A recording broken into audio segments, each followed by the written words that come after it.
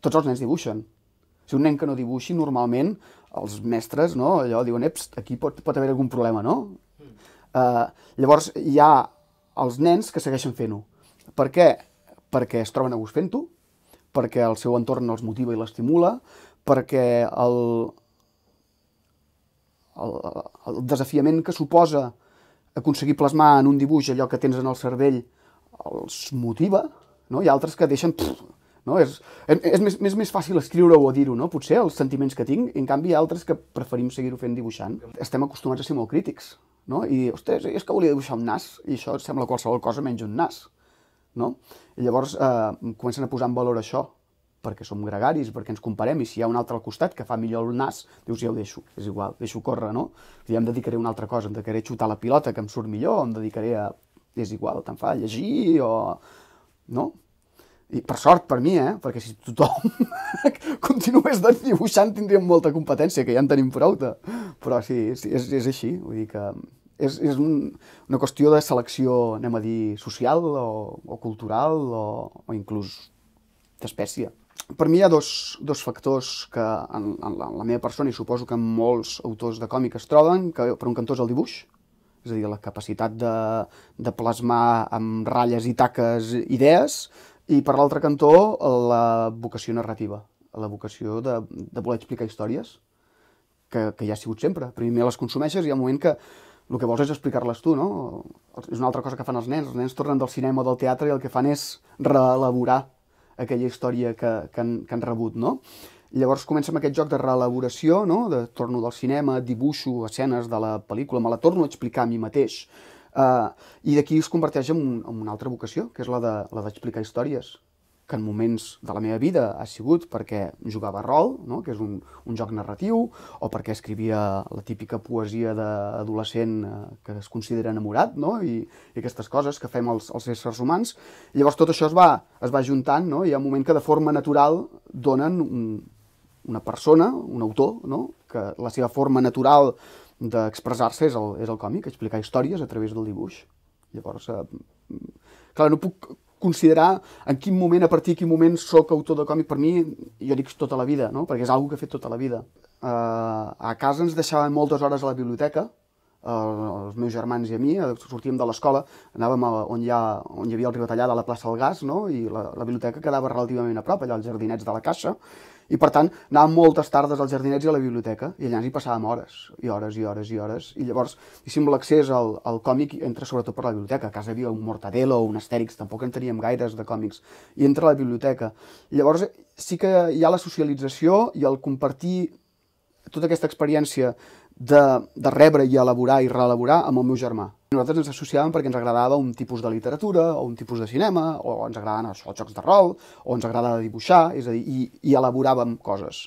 I elaborar coses vol dir, a vegades fèiem fanzins de còmic, amb algun grup de gent, a vegades agafàvem una càmera de vídeo i ens anàvem a intentar gravar un curtmetratge que no succeïa, altres sí que ho feien, no? I eren les ganes de fer coses, d'explicar coses, de tot allò que ens agradava a nosaltres, fer-ho també. Un d'ells, per exemple, era el Xavier Salomó, que és un il·lustrador també internacionalment conegut, que és d'aquí Sabadell també, o el David Madueño, que és professor i és poeta també. Amb aquesta gent anàvem junts al Pau Vila, per exemple. Amb aquesta gent jugàvem a rol, fèiem fanzins, ells van començar a fer pel·lícules, jo me'n vaig anar per un altre cantó, jo vaig començar també a tocar música, en un moment que a Sabadell es podia tocar música a molts llocs, no? I perquè descobreixo també, quan accedeixo a la vida social més protoadulta, descobreixo que això, que hi ha el rock and roll, que hi ha les drogues, hi ha tota aquesta vida no, de la faràndula també, que m'interessava molt. Jo havia fet teatre al Ciervo també, jo, amateur, tota la meva adolescència. Vull dir que hi ha tot això, totes les ganes de projectar, no? De projectar aquelles coses que tens al cap cap en fora, no quedar-t'ho a dintre, sinó treure-ho. Coses que les pots treure amb còmic, coses que les pots treure rascant la guitarra, coses que les pots treure escrivint, no? I llavors és això. Simplement que hi ha un moment de la vida en què no et preocupes que això sigui una activitat econòmica. Fas. Et preocupes en un moment en què necessites ser una persona relativament independent, no? Comences a necessitar guanyar-te les garrofes, comences a provar feines, comences a xocar amb una realitat que no és la teva i et dius, ostres, tot això que jo sé fer, no? Totes aquestes coses que m'agraden fer, en tot cas, no sé si les sé fer o no les sé fer, però que m'agraden fer-les, potser puc treure diners d'aquí. I llavors comences a fer, evidentment et xoques frontalment amb el món, perquè no tens ni la formació, és a dir, te'n dones compte que no en saps tant, és el moment, no? Que te'n dones compte quan t'exposes a un món professional, però és un altre filtro. Hi ha el filtro de la infància, el creixement, de l'estímul, i un altre filtro és aquest, no? El dir, bueno, vols fer-ho o no vols fer-ho. No? I llavors, per moltes escoles que vagis, per molta formació que rebis, reglada o no reglada, tant fa, voler-ho fer, no hi ha més que la voluntat, no? Jo vull fer això, i soc molt capgròs, i m'és igual com sigui. Llavors hi ha un moment que és natural. Per mi és una opció, una decisió que arriba de forma natural. No? I aquí elaboro. Això és el dibuix. Aquí faig la previsió del que serà la pàgina de còmic doble. És a dir, quan obris el llibre, el que tindràs. Llavors això ho escanejo. Aquí tinc l'escàner. M'ho passo a l'ordinador. L'storyboard, no?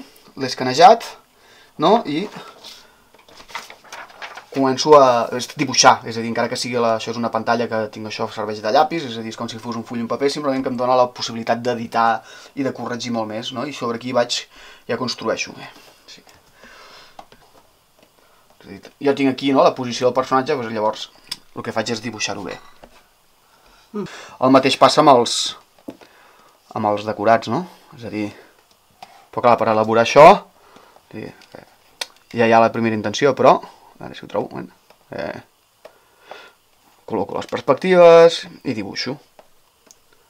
I si ve sumar tota la resta, no? Llavors això, el que faig és imprimir-m'ho i ho calco sobre un full d'aquarel·la. Un gramatge considerable amb el qual puc treballar amb aquarel·la, ho entinto amb tinta i pinzell i el que faig després és pintar-ho. Tot això aquest escampall de coses, de plats i bols i pintura que tinc per aquí. I ho pinto amb aquarel·la. En aquest full. I en aquest full després, això ho guardo, això s'escaneja, es munten els globus al lloc on han d'anar, es rotula i tot plegat. I poc més. I ara hi ha una cosa molt divertida que és, poso això és una reserva per no embrutar els...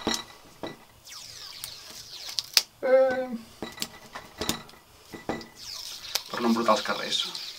És com un làtex. I apareix. Treus això, ja és l'últim pas de la pàgina.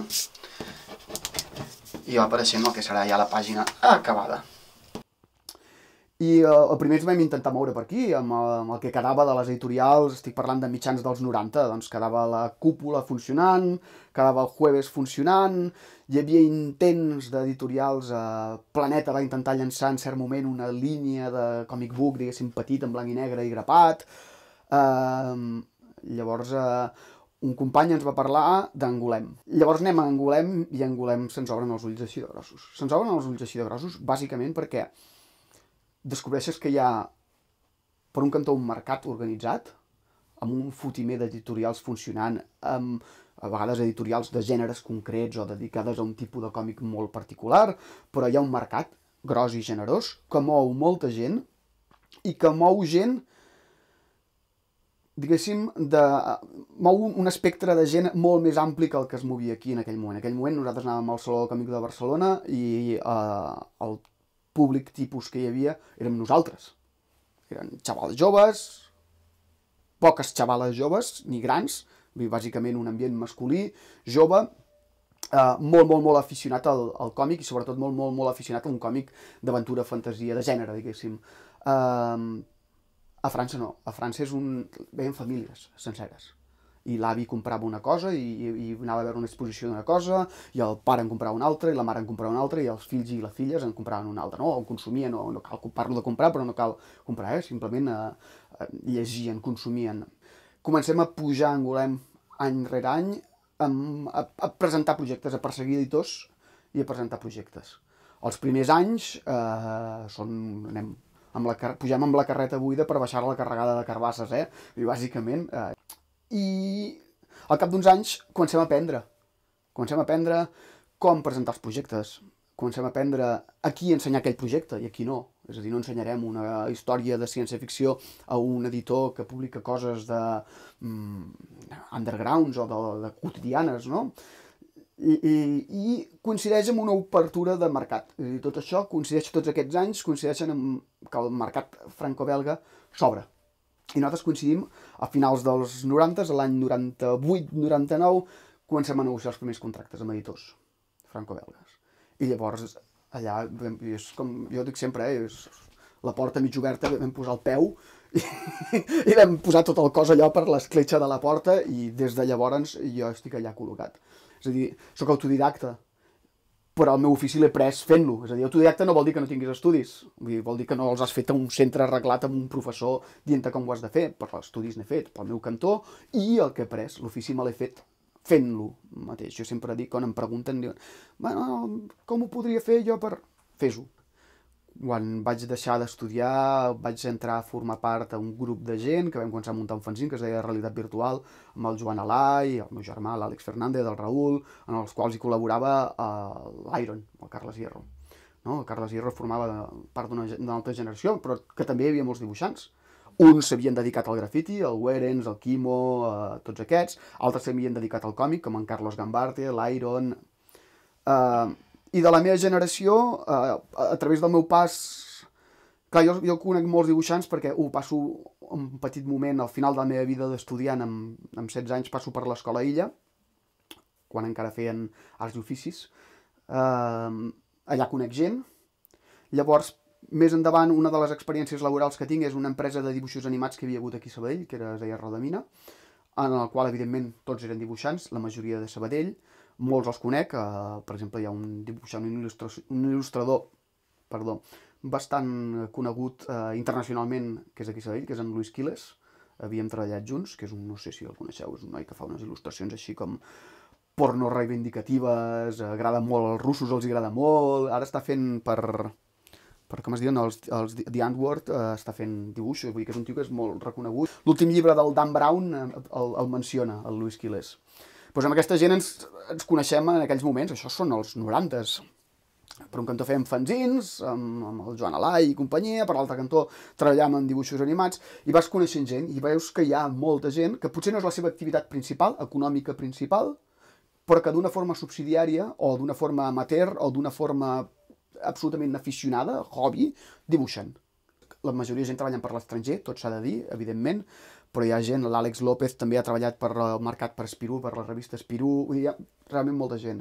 Quan vam començar a ser conscients d'això, fa uns quants anys, amb l'Àlex López, en Jorge, que és un altre il·lustrador d'aquí Sabadell, i qui més? Hi havia en Luis Quiles, vam decidir muntar un petit col·lectiu. Vam dir, ostres, hi ha molt dibuixant aquí a Sabadell, hem de fer alguna cosa, ens hem de trobar, generar un espai virtual on trobar-nos, i vam fer una exposició a l'Acadèmia de Belles Arts fa 3 anys, diria, per Festa Major, on vam començar a demanar a tota la gent que coneixíem de la nostra generació que es dedicaven professionalment al dibuix i a la il·lustració, que triessin 2 o 3 obres seves que les exposàvem.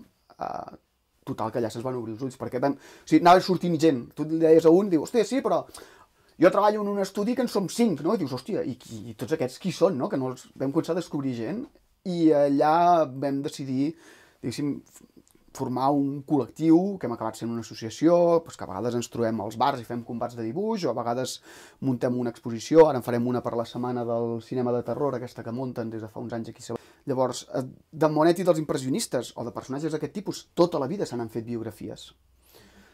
El que nosaltres intentem és donar una biografia amb valor afegit. Valor afegit des de com expliquem la història a com la plantegem. És a dir, en Monet, per exemple, vaig dir, el que no puc fer és una biografia, allò, les biografies il·lustrades aquelles d'abans, no? Que estaven molt ben fetes, però un dibuix clàssic, sense més. A mi el que m'interessava era dir, anem a intentar plantejar la figura de Monet des de la seva pròpia perspectiva artística, és a dir, anem a pintar Monet pintant, anem a pintar les obres de Monet. Llavors, sí, intentes interpretar aquests signes del mercat, i sí, evidentment, perquè estem parlant de mercat, estem parlant de producte, és a dir, no és una obra que jo faig perquè sí, que no tinc necessitat de menjar, i llavors s'exposa, i si es ven, es ven. Jo a través d'això converteixo la meva feina. Jo firmo un llibre d'aquests i tinc feina. A mi m'agrada viure aquí. M'agrada seguir vivint aquí, eh? Jo vaig tenir la sort també de que vaig començar a fer aquest ofici quan internet va fer bona tarda, soc internet, no? Que ens va facilitar molt la vida a nosaltres, no? I les generacions prèvies havien de desplaçar-se contínuament, pujar, no? A pujar els originals, a baixar-nos nosaltres aquí, jo estic aquí sentat, escanejo els originals, els digitalitzo, els envio i aquestes coses. Jo plantejo obres que passen poden passar a París, per exemple, i em diuen, però diu, és que la llum que tu estàs posant aquí no és la llum de París, em diuen, això és una llum del Mediterrani, eh? I bueno, clar, això és la meva forma de veure les coses també, no? No ho sé. No. Jo, des de dintre em costa molt a vegades veure les coses, no? És molt més fàcil com a crític, no? Diguéssim, com a dir, ostres, veure coses que a vegades un mateix no se'n dona compte que hi són, no? I això passa a tothom.